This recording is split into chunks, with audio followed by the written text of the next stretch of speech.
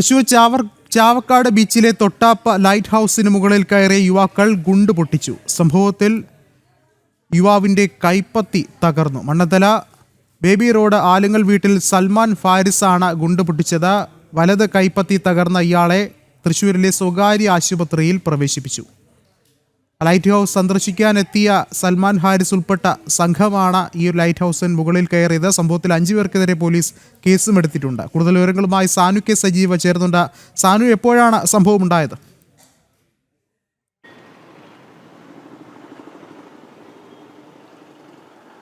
Vishnu, Chavakkad കടപ്പുറത്തോട്ടുള്ള Thottap light ഹൗസിലാണ് ഈ സംഭവം നടക്കുന്നത്. അതായത് പതിവായിട്ട് ഈ ലൈറ്റ് ഹൗസ് ഒക്കെ കേന്ദ്രീകരിച്ച് സാമൂഹ്യ വിരുദ്ധ ശല്യമുണ്ടെന്നൊക്കെ നാട്ടുകാരൊക്കെ പരാതിപ്പെടുന്നുണ്ടായിരുന്നു.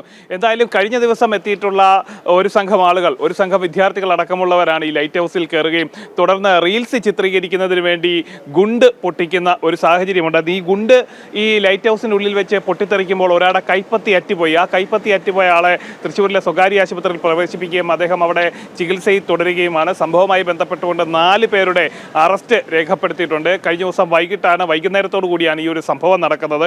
അതായത് ഉഗ്രശബ്ദത്തിൽ ഈ ഗുണ്ട് പൊട്ടിത്തെറിച്ചത് പുറത്തു നിന്നുള്ള, അതായത് ഈ ലൈറ്റ് ഹൗസിന്റെ സമീപ പ്രദേശങ്ങളിലുള്ളവർ വലിയ മുഴക്കത്തോടു കൂടിയാണ് കേട്ടത്. തുടർന്ന് ബോംബ് പൊട്ടി എന്നാണ് ആദ്യം ആളുകൾ ധരിച്ചത്. തുടർന്ന് നാട്ടുകാരൊക്കെ അവിടെ സംഘടിച്ചെത്തി പരിശോധന നടത്തിയപ്പോഴേക്കുമാണ് ഇത് ബോംബല്ല ഗുണ്ടാണ് എന്നുള്ള തരത്തിൽ ഈ വിദ്യാർത്ഥികളൊക്കെ പറയുന്ന, അല്ലെങ്കിൽ ഈ യുവാക്കൾ പറയുന്ന ഒരു സംഭവം ഉണ്ടായത്. സൽമാൻ ഹാരിസ് ഉൾപ്പെടെയുള്ള സംഘമാണ് ഇത്തരത്തിലുള്ള പ്രവൃത്തി നടത്തിയിട്ടുള്ളത്. അതായത് ഉഗ്രശബ്ദമായിരുന്നു, ആ പ്രദേശം മൊത്തം മുഴങ്ങി എന്നാണ് നമുക്ക് മനസ്സിലാക്കാൻ സാധിക്കുന്നത്. എന്തായാലും ഇതുമായി ബന്ധപ്പെട്ടുകൊണ്ട് പോലീസ് 4 പേരുടെ അറസ്റ്റ് രേഖപ്പെടുത്തിയിട്ടുണ്ട്.